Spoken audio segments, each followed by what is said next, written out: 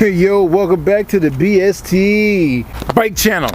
I'm just jumping into this video, man. We're going to get this bike running, but I'm sure it don't have air in the daggone tires. So I'm over here trying to figure out how to get some air in this tire. And this bike here is demolished here, man. I mean, like, woo! But we're gonna bring it back just like crack. Make sure, oh, it got the air in the tire. What I'm doing out here with this daggone thing for? Anyway, let me go ahead and try to pull this thing out some kind of way. Let me move this frame here. Oh man, I hate touching this frame here. I'll explain that later.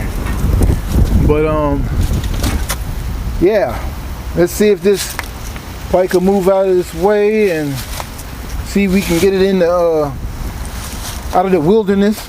Man, I don't even know what I'm doing, but let me try. All right, 15 minutes later, I got it this far. You know what I mean? Yeah, I had to put some air in it. Front tire was like whoop, raised up, so that's cool. All right, now we go try to push this thing yet again. Oh man, it's moving. Oh, whoa, whoa, exhaust, oh, exhaust. There we go.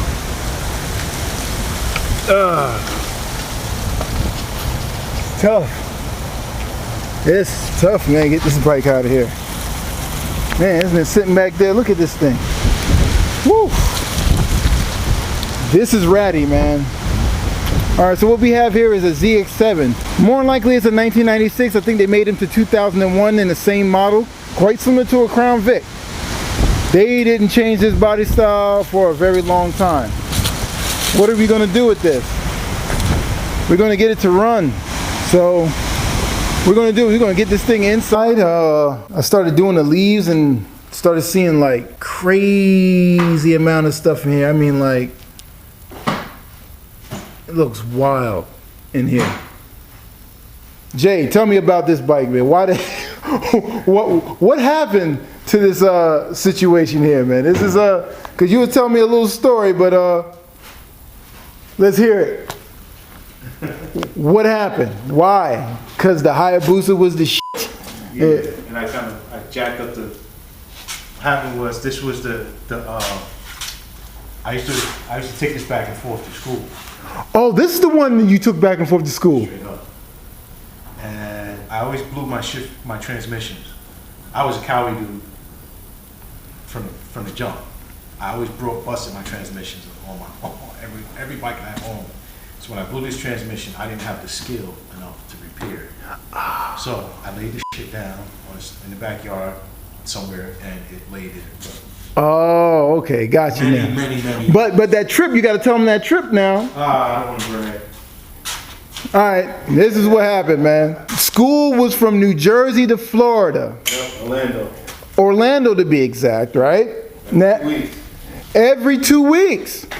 Y'all reading this? That is a crazy story. Riding a ZX7R from New Jersey to Orlando, Florida, every 2 weeks, coming back up here, chill for the weekend, and then go back? Crazy. Now, here's where the story of that ZX7R and the Maverick kind of run parallel together in a way. Now, stay with me on this. You heard that the ZX7 took a seat back after he found a new love in the Hayabusa because it had more power, more everything. It was the thing at the time. All right? So, his prized possession, the ZX7R, became something that just ended up in the woods for 15 years, right? As he looked at it every once in a while, right? One day, he will fix on it and so forth and so on, right? Right. Not until this crazy guy came and pulled it out of the woods. Here's where that story and the Maverick that I used to have, yes, used to have, runs kind of parallel. Now, before I get into that, I'm going to let you listen to this video that I made a few months back that you guys never, ever seen. This is pre-recorded, man. I probably gave you guys excuses where the Maverick is and everything, and I was talking very vague, you know what I mean? I just wanted to wait for the right time to really put this down. So here's the scoop. Well, this Maverick is finally leaving. It's going to a good home, and that was the thing that I wanted it to go to a good home. I danced with fixing it, danced with doing everything that I could with it, but where it's going is going to a great home. Here's the story. First couple of people who wanted to buy it, they just wanted to do burnouts and stuff like that. I just wasn't with that.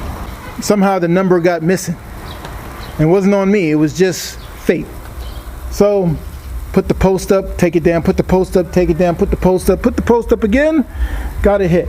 Now, it's an older gentleman. He races, has his shop, lives in upstate New York. So, his granddaughter is into racing. Yeah, not his grandson, granddaughter. So, he has a Maverick, so you see where this is going. So, she can get a Maverick. Now, there is nothing in the world that I could do to this car that would be more cooler than that. If you guys can tell me something cooler than that, leave it in the description below. Tell me what is cooler than a grandfather building a car for his granddaughter so they can go out both racing. You can't buy that. That's not on roadkill. That ain't on no goddamn Cletus. There is none of that nowhere. You're not going to get none of that. You know what I mean? So when I heard that, man, I held the car for another month or two. It's a great engine. It's a good engine. It starts, it runs, it's everything. But it was just something that was just like, yo, just sell the whole thing out. Give it to him like this, as is, even though he's not going to put EFI in there. And, hopefully, man, taking that 6-hour ride one day and be able to see him and his granddaughter actually driving and racing the two cars. Man, oh, man. I was talking to my wife, man. I was really bitter. Or kind of salty about getting rid of it. Still salty as the guy is coming to pick it up right now, and it's just one of those things where it's just like, dang, man, you had a connection with the car building it, but I don't have a connection with the car taking it further than what it is. I took everything that I needed out of it. I just needed the clutch pedal. That's all really I needed. Everything else is staying engine-wise and everything. Spent time wiring that thing up, and look, and the ending result is that it just goes to be yanked out and everything. Man, hopefully you guys can understand why I did this. Makes sense maybe to some of you guys. Maybe sometimes it may not make sense to you guys, but you know what I mean? I'll be a player hater if I sit here and hoard the car and somebody who's willing to take it to the next level is able to take it to the next level. And that's where we stand with that. One thing I can tell you about those older guys, man, they come prepared, man. They had that thing loaded up in minutes. I helped them. They seen that the car moved and rolled. They didn't think to have a drive shaft in it, but it did. You know what I mean? We got it on, no problem. Then they needed directions to go home.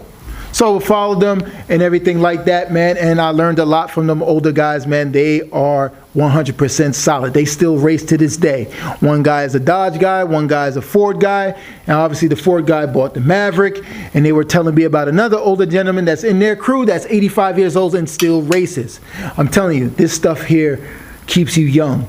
You know what I mean? And I want everybody out there, man, if you have a hobby or a love or a passion or something, man, go out there and do it, man. It seems like a waste of time, but let me tell you something, man. You're not harming anybody. You're not robbing or stealing, man. You're not cheating anybody. Just have fun and do what you like to do. Like my man Jay, who has a channel, man. He loves his Panthers. He does his Panthers his way. I does my Panthers my way. My man Panzer Platform does his a certain way. Each one of us do our thing differently, but one thing we do love is our Panthers, and we respect each other's style. You come from this spot, you do it that way. You come from this spot, you do it that way. You know what I mean? And that's just how that goes. So on the next one, man, we'll be doing finish up these rims, man. A little tough because I do a little bit at the job, just a little taste. I try not to spend a whole glob of time. Some cases that happens. But I'm trying to learn my technique on how to do it. I don't really know how to really powder coat, and I'm starting to have a distaste in my mouth for powder coating, actually.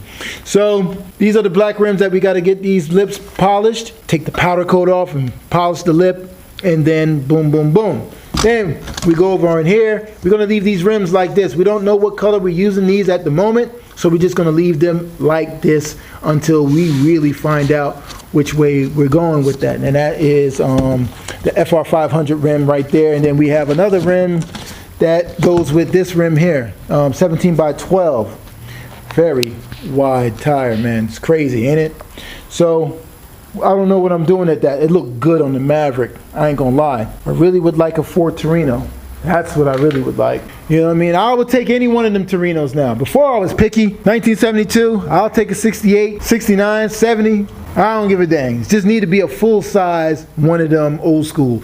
Nothing small. Can't take none of those small joints. So, man, we'll see you guys on the next one, man, where slowly I'm putting this together. I got to take this to the job, weld this little thing on here, close this up, and we be good on that note. And then what else we got to do? Start prepping and cleaning. I haven't had to really sit down and do it time to really get this right, but I'm going to get with it very slowly, surely, and then we can get that going on. So, man, thank you guys for just bearing with me with the channel, man. And I'm just soul searching, trying to figure out which way to go. I'm leaving it in God's hands. You know what I mean? If he tells me to go left, I go left. If he tells me to go right, go right. I mean, I know which way I want to go, and I'm trying to, not really trying, because when you try, you already fail. So I'm going. So I'm just gonna see how it goes, and I hope everything is good. You want to make money, not chase money. You know what I mean? That's like chasing women. It makes no sense. Women should come to you instead of you chasing women. You get what I'm saying? So I'm using that strategy right now. But, man, right now, money is a real deep issue, man. So just going to work on it, pray on it, and stay focused, man. So we'll see you guys on the next one, man. Click like, subscribe. If you want to donate to the channel, cool. If you don't worry about it, man. We good, man. Just check out the videos in its entirety, and that'll help the channel as I try to figure out the next move with everything that I'm doing. All right, so we'll see you guys on the next one, man. Later.